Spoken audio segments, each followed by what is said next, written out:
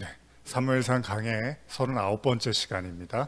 사무엘상 강의 39번째 시간입니다. 우리 함께 사무엘상 29장 1절에서 3절 말씀 읽을 텐데요.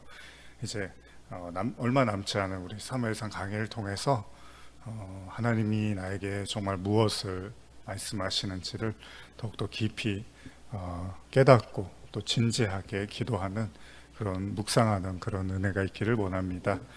우리 사무엘상 29장 1절에서 3절 말씀 같이 읽겠습니다.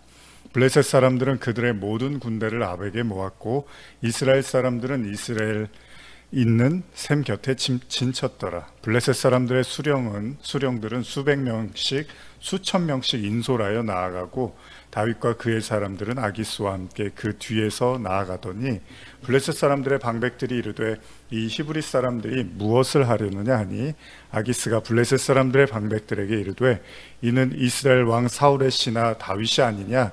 그가 나와 함께 있은지 여러 날 여러 해로 돼 그가 망명하여 온 날로부터 오늘까지 내가 그의 허물을 보지 못하였느니라.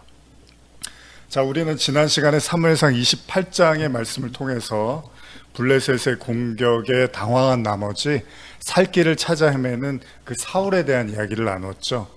그렇습니다. 사울이 이제는 아무도 사울을 도울 수 있는 사람이 없었죠. 하나님은 더 이상 사울의 편이 아니었잖아요. 하나님이 돕지 않으면 이제 그 어떤 인간도 도울 수가 없습니다.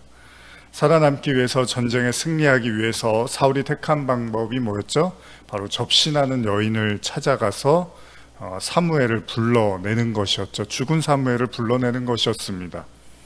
물론 이는 명백히 성경에서 금하고 있는 것입니다. 그러나 말거나 사울에게는 어떻게든 이 위기로부터 벗어나고자 하는 절박함 외에는 다른 생각은 없어 보이죠. 우리가 한 가지 잊지 말아야 될 건요, 하나님께서 외면하고 계시다면 다른 방법을 쓸 문제가 아니라요, 그 하나님께 더 매달리는 수밖에는 없습니다. 물론 사울도 하나님을 찾았지만 하나님이 어떤 응답도 하시지 않았죠. 그래서 이미 사울에게는 심판이 정해져 있는 상황임을 암시하고 있습니다. 오늘날 우리는 이런 사울의 모습을 통해서, 그럼에도 불구하고 이제 사울은 그렇지만 우리는 어떤 상황이 오더라도 하나님께 매달리고 집중하는 것이 더 좋겠죠. 인간적인 차선책을 찾기보다는 끝까지 하나님과 기도하며 어떻게 보면 씨름하는 거겠죠.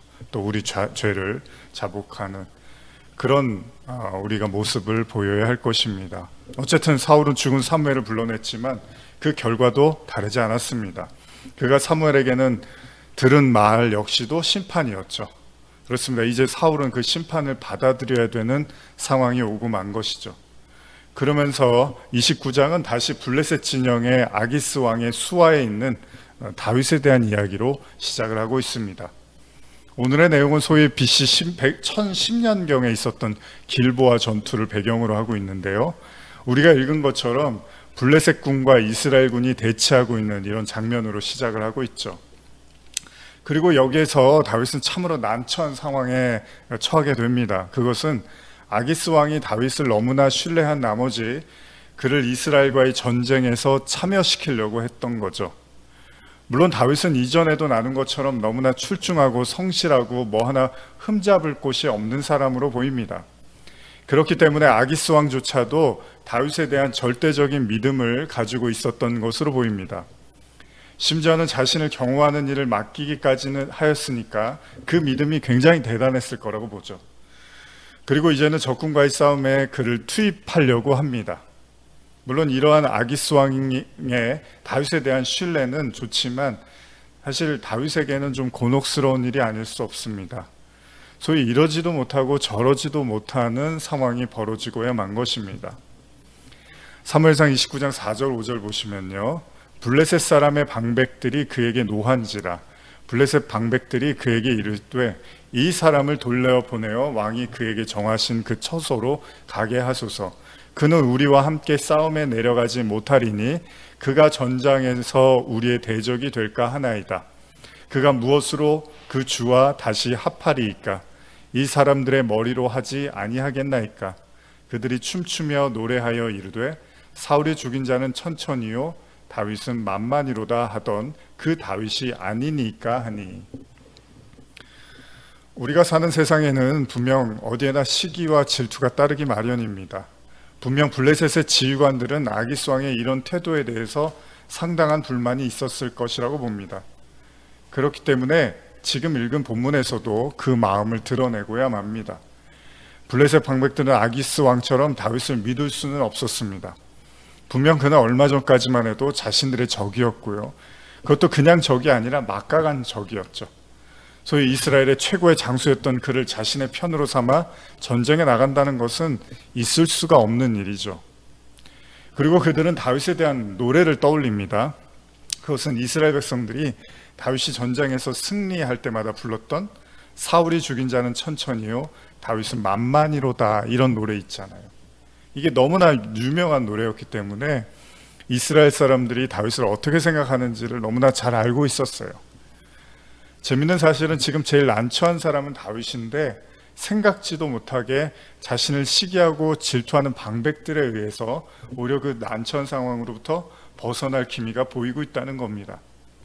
사무엘상 29장 6절 7절 보시면요, 아기스가 다윗을 불러 그에게 이르되 여호와께서 살아계심을 두고 맹세하노니 내가 정직하여 내게 온 날부터 오늘까지 내게 악이 있음을 보지 못하였으니 나와 함께 진중에 출입하는 것이 내 생각에는 좋으나 수령들이 너를 좋아하지 아니하니 그러므로 이제 너는 평안히 돌아가서 블레셋 사람들의 수령들에게 거슬러 보이게 하지 말라 하니라.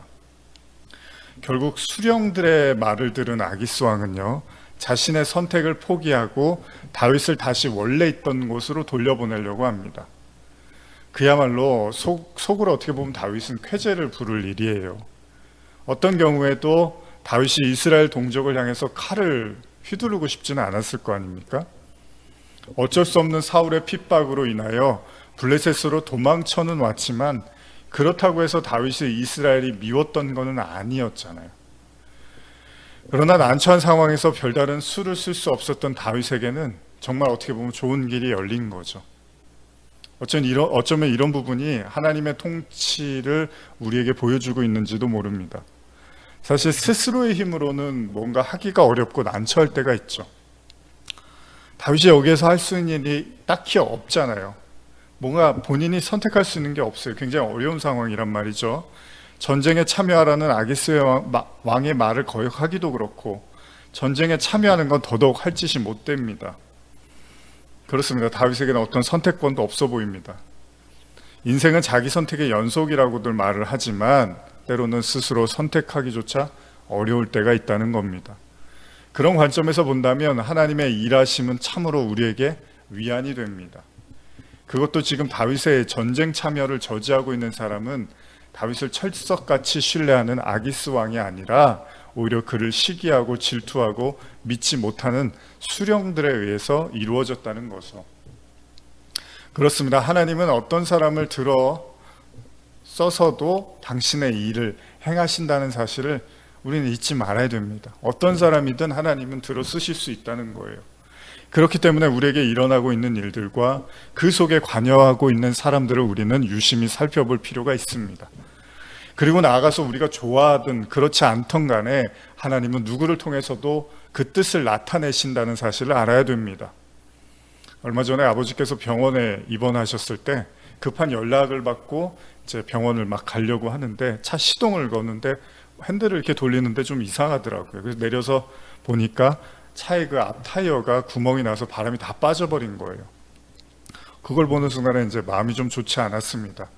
아예 아버지가 아프셔서 병원에 계신 것도 속상한데 이제 그 아버지를 보러 가는데 또 평생 생기지도 않던 타이어에 이렇게 바람이 빠지는 일이 생기니까 갑자기 좀 이렇게 답답하고 암담하더라고요. 처음 있는 일이었거든요, 저한테는. 그래서 어떻게 해야 될지 몰라서 일단 견인차를 불러갖고 타이어 가게로 가야 되는구나 뭐 이렇게 생각을 했던 거예요. 근데 마침 지나가던 이렇게 보시더니 하나하나 차근차근 설명해 주시더라고요. 어떻게 해야 될지를 가르쳐 주시더라고요.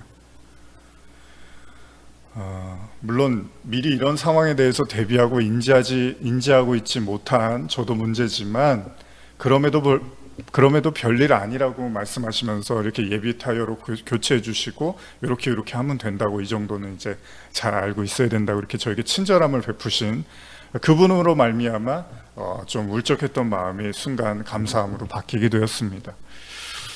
그리고 비용도 굉장히 절약을 할 수 있었습니다. 오히려 근심했던 마음이 감사함으로 바뀌는 순간이었죠. 그분의 친절함에 정말 감사했거든요. 운전할 때 초보 때 긴장 참 많이 하잖아요. 가끔 저도 이제 주차하다 보면 이렇게 빼도 박도 못하는 상황이, 이렇게 난처한 상황이 벌어질 때가 있죠. 뭐 잘한다고 했는데 어떻게 하다 보니까 이렇게도 저렇게도 차를 못 타고 움직이기 어려울 때가 있습니다. 근데 그럴 때면 희한하게도 어디서 사람이 나타나서 도와주는 경험, 도움을 받게 되는 경험을 좀 몇 번 했던 기억이 나는데요. 그렇습니다. 스스로 뭔가 할 수 없을 때 하나님은 그 누구를 통해서 일하시더라는 겁니다. 공교롭게도 지금 다윗은 자신을 미워하고 질투하는 사람들의 도움을 받고 있습니다. 그러기에 성도에게 모든 사람들은 다 어떻게 보면 소중할지도 몰라요. 왜냐하면 사람 자체가 모두 다 선해서가 아니라 선하신 하나님은 누구를 통해서도 일하실 수 있기 때문입니다. 사무엘상 29장 8절 9절 보실까요? 다윗이 아기스에게 이르되 내가 무엇을 하였나이까? 내가 당신 앞에 오늘까지 있는 동안에 당신이 종에게서 무엇을 보셨기에 내가 가서 내 주 왕의 원수와 싸우지 못하게 하시나이까 하니, 아기스가 다윗에게 대답하여 이르되 내가 내 목전에 하나님의 전령같이 선한 것을 내가 아나 블레셋 사람들의 방백들은 말하기를 그가 우리와 함께 전장에 올라가지 못하리라 하니. 사실 지금 읽은 다윗의 고백은 어쩌면 궁색해 보이기도 하고 어쩌면 안타까워 보이기도 합니다. 이스라엘과의 전쟁에 참여하지 말라는 아기스 왕에게 다윗은 도대체 내가 무슨 문제가 있어서 전쟁에 투입하지 않느냐고 말을 하는 거예요. 어쩌면 이 다윗이 속에도 없는 소리를 이렇게 하는 거죠. 그러나 또 소위 우리가 사회생활이라고 하는 그런 경우에는 또 그런 이빨린 얘기를 또 해야 될 때가 있기도 한 거잖아요. 그 누구도 지금 이 대목에서 다윗이 진심으로 이스라엘과 못 싸워서 안달이 나서 다윗이 아기스 왕에게 호소를 하고 있다고 생각하는 사람은 없을 겁니다. 다만 다윗은 자신의 충정심을 보여야 하기 때문에 어쩔 수 없이 말을 내뱉는 거죠. 물론 이것도 다윗이 살아남기 위한 행동인지도 모릅니다. 전쟁에 참여하지 말라는 말이 떨어지자마자 얼씨구나 하고 돌아갔다면 정말로 아기스 왕이 다윗을 의심했을지도 모르잖아요. 그렇기 때문에 여기서 우리는 다윗의 치밀함을 또 엿볼 수가 있는 거죠. 그러니까 결코 다윗은 대충 쉽게 살았던 사람이 아니라는 겁니다. 그것도 그런 것이 다윗이 블레셋 행을 택한 이유이기도 하지만 그는 너무나 많은 죽음의 위협에 시달렸기 때문에 자신이 어떻게 해야 되는지를 너무 잘 알고 있었던 거죠. 그렇습니다. 모든 인간에게는, 아니 모든 살아있는 것들에게는 그럴 것입니다. 바로 생존에 대한 본능이 있다는 겁니다. 그리고 그런 생존이 위협을 받을 때마다 어떻게 그 위협을 피해갈지에 대한 여러 가지 형태의 방어 기제가 나타나겠죠. 어쩌면 속에도 없는 말을 하는 다윗의 모습에도 그가 얼마나 치열하고 고달픈 인생을 살아왔는지를 또한 엿볼 수가 있습니다. 철두철미하게 아주 철저하게 생각하고 행동하면서 살았겠죠. 왜? 그렇지 않으면 죽을 수도 있었으니까요. 얼마나 죽을 기회가 많았습니까? 그런 그에게 하나님은 또다시 살 길을 열어주시고 갈 길을 밝혀주셨다는 겁니다. 우리는 이 대목에서 생각해야 되는데, 물론 다윗의 철저함을 무시할 수는 없지만 그럼에도 성도의 주권은 오로지 하나님께만 있다는 것입니다. 신약에 보면 이런 말씀이 있는데요. 누가복음 12장 16절에서 21절인데, 또 비유로 그들에게 말하여 이르시되 한 부자가 그 밭에 소출이 풍성함에 심중에 생각하여 이르되 내가 곡식 쌓아둘 곳이 없으니 어찌할까 하고, 또 이르되 내가 이렇게 하리라 내 곡간을 헐고 더 크게 짓고 내 모든 곡식과 물건을 거기 쌓아두리라. 또 내가 내 영혼에게 이르되 영혼아 여러 해 쓸 물건이 많이 쌓아두었으니 평안히 쉬고 먹고 마시고 즐거워하자 하리라 하되, 하나님은 이르시되 어리석은 자여 오늘 밤에 내 영혼을 도로 찾으리니 그러면 내 준비한 것이 누구의 것이 되겠느냐 하셨느니. 자기를 위하여 재물을 쌓아두고 하나님께 대하여 부요하지 못한 자가 이와 같으니라. 예수님이 말씀하신 이 비유 속에서 주님은 자신의 밭에 풍성함으로 인하여 더 이상 곡식을 쌓아둘 공간이 없어 더 큰 공간을 지으려는 자를 향하여 말씀하십니다. 만일 오늘 밤에 내 영혼을 찾으러 가면 그 곡식은 누구의 것이 될까? 물론 이 비유는 자신을 위하여 재물을 쌓아두는 자에 대한 말씀입니다. 그러나 여기서 한 가지 중요한 점은 그가 자신이 모아둔 곡식으로 상당히 만족하고 곡간을 더 늘리면서 여러 해 동안 근심 걱정 없이 살 수 있을 거라고 생각한 거죠. 중요한 건요, 자신의 힘으로 행복과 평안을 만들 수 있다고 확고하게 믿고 안심했던 것이죠. 그러나 모든 일에 하나님이 개입하고 시작하시면요, 일은 얼마든지 달라질 수 있다는 겁니다. 지금 다윗의 모습도 어쩌면 자신의 인생을 스스로 책임져야 하는 치밀함과 절박함 속에 살아왔는지도 모릅니다. 주석에서의 이야기처럼요, 다윗의 블레셋 행이 잘못됐다고도 말할 수 있을지도 모릅니다. 그러나 중요한 사실은 실제로 다윗을 쥐락펴락하는 것은 사울도 블레셋도 그리고 그 누구도 아니라는 겁니다. 하나님이 하시고자 하면 하나님이 그냥 하시더라는 겁니다. 물론 인간의 노력이나 행동에 대해서 무의미하다고 말하고 싶지는 않습니다. 그러나 그것이 전부는 아니라는 걸 우리는 확실히 알아야 됩니다. 얼마 전에 아버지께서 돌아가시고 어머니께서는 굉장히 한탄을 많이 하셨습니다.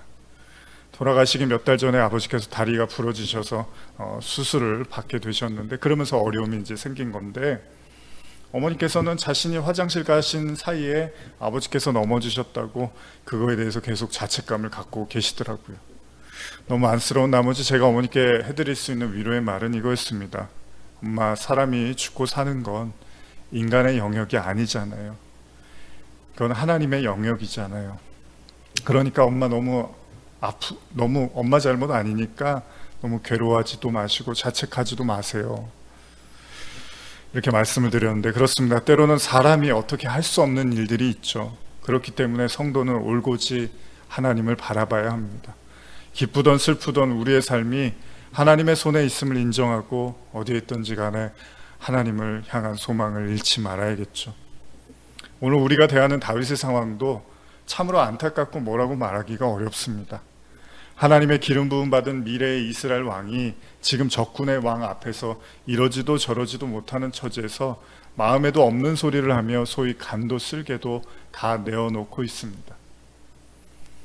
그러니 그 누가 다윗을 비난할 수 있겠습니까? 그리고 또 한 가지, 아무리 하나님의 사람이라 하더라도 다윗과 같은 이러한 상황에 처할 수 있다는 것입니다.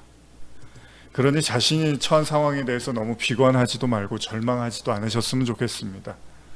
중요한 건 하나님이 필요하실 때마다 일하고 계시기 때문입니다. 사무엘상 29장 10절 11절 보시면요, 그런즉 너는 너와 함께 온 내 주의 신하들과 더불어 새벽에 일어나라. 너희는 새벽에 일어나서 발거든 곧 떠나라 하니라. 이에 다윗이 자기 사람들과 더불어 아침에 일찍이 일어나서 떠나 블레셋 사람들의 땅으로 돌아가고 블레셋 사람들은 이스라엘로 올라가니라. 다윗은 다시 자신이 있던 곳으로 돌아갑니다. 그렇습니다. 정말 피하고 싶었던, 하고 싶지 않았던 이스라엘과의 전쟁에서 하나님께서는 그를 건져내신 것입니다.